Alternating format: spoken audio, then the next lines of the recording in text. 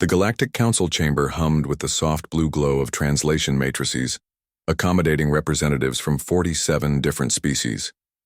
Ambassador Mino Chen sat rigidly in the human delegation's pod, her diplomatic smile never wavering despite the mounting tension in the room. Beside her, James Rodriguez, the military attaché, maintained his professional composure, though his knuckles had gone white where they gripped his datapad. The Vorthak Prime Minister, his 6 arms gesticulating wildly, continued his tirade. These humans dare to question our right to expand into the Kepler sector. Their pathetic little colony worlds are nothing more than specks of dust compared to our mighty empire. Mino's translator earpiece crackled as the alien's words were converted into standard Terran. She had endured 3 hours of this diplomatic theater, watching as species after species either supported the Vorthak claim or remained conspicuously silent. The humans' polite objections had been dismissed, their evidence of prior colonization ignored, and their requests for mediation laughed at. Furthermore, the Vorthak continued, his mandibles clicking with disdain, humanity's so-called peaceful expansion is merely a cover for their obvious weakness. They lack the spine for true conquest, hiding behind their precious treaties and protocols. The Zolarian representative, a crystalline being that chimed rather than spoke, added their voice to the chorus. The Vorthak speak truth frequencies. Humans demonstrate compliance weakness consistently. Perhaps territory redistribution serves efficiency goals. James leaned toward Mino, his voice barely a whisper. Ma'am, they just called our colonies in the Outer Rim acceptable losses in their expansion calculation. Mino nodded slightly, her diplomatic training warring with something far more primal rising in her chest. The Kepler sector wasn't just territory. It was home to 12 million human civilians, including the agricultural worlds that fed half the outer colonies. The Vorthak Prime Minister's voice grew more confident, encouraged by the Council's apparent support. In fact, we propose immediate evacuation protocols. Give these humans, shall we say, 72 hours to remove their presence from our rightful territory. A murmur of agreement rippled through several delegations. The ancient hierophants, who rarely spoke, actually nodded their massive heads in approval. That's when something shifted in the human delegation pod. Mino's posture changed first, the diplomatic slouch straightening into something that looked suspiciously like a predator's assessment stance. James's grip on his datapad shifted, and those who knew human body language might have noticed his fingers moving to positions that suggested muscle memory from weapons training. 72 hours, Mino repeated, her voice cutting through the chamber's chatter with unnatural clarity.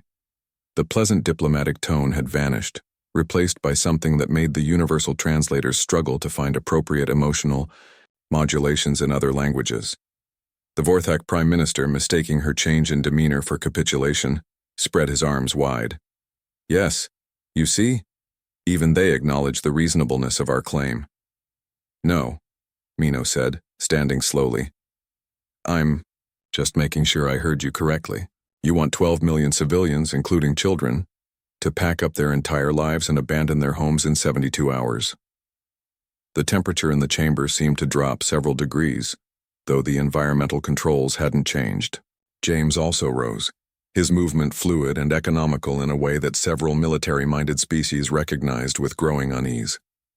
Ambassador, he said quietly, perhaps I should contact Earth Command for clarification on our response protocols.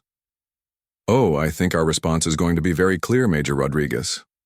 Mino's smile returned, but it bore no resemblance to the diplomatic expression she'd worn earlier. This smile made the Vorthak's translator software emit error sounds.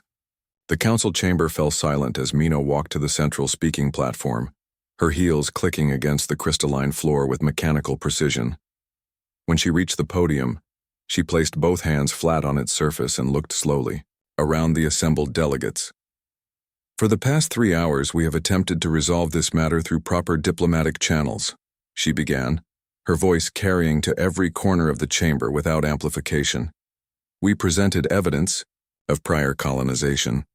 We offered compensation for territorial disputes. We suggested mediation through established protocols. The Hierophant delegation shifted uncomfortably, their ancient minds finally recognizing something they'd seen in species archives. The moment a persistence predator stops running and turns to fight.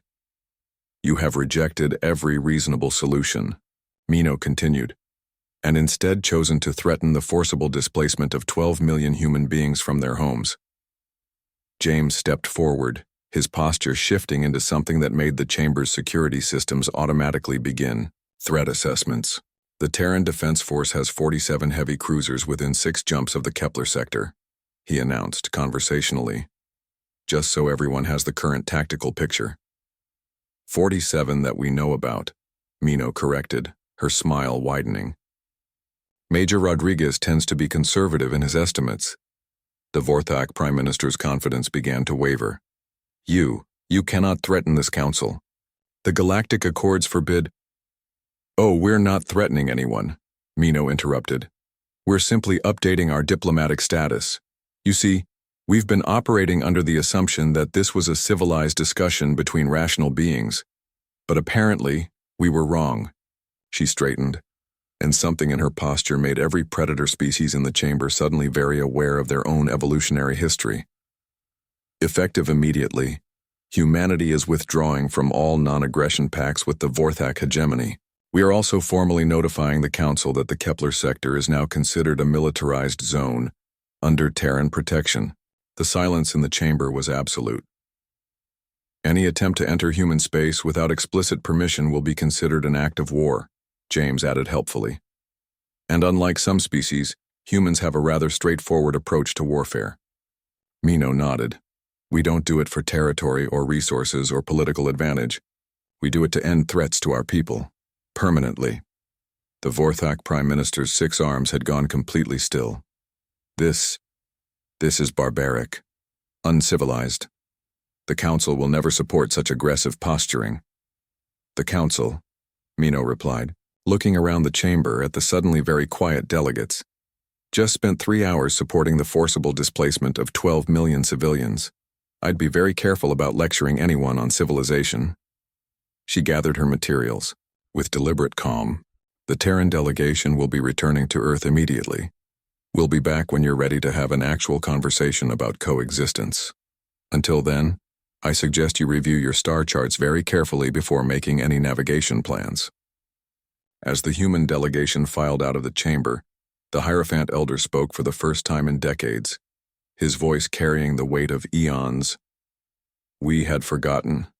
In their politeness, we had forgotten what they truly are. The Vorthak Prime Minister, his earlier bluster completely gone, could only stare at the empty human delegation pod. Outside the chamber, James finally allowed himself a small grin. Think they got the message, Ambassador? Mino's diplomatic smile returned, but her eyes retained that predatory gleam. Oh, I'm sure they did, Major. After all, we were being very courteous. We gave them fair warning. Behind them, the council chamber erupted into frantic communications as 47 species suddenly remembered why humans had earned their place among the stars, not through conquest, but because everyone had agreed it was much safer to have them as allies than enemies. The age of taking human courtesy for weakness had just ended, and the galaxy would never make that mistake again.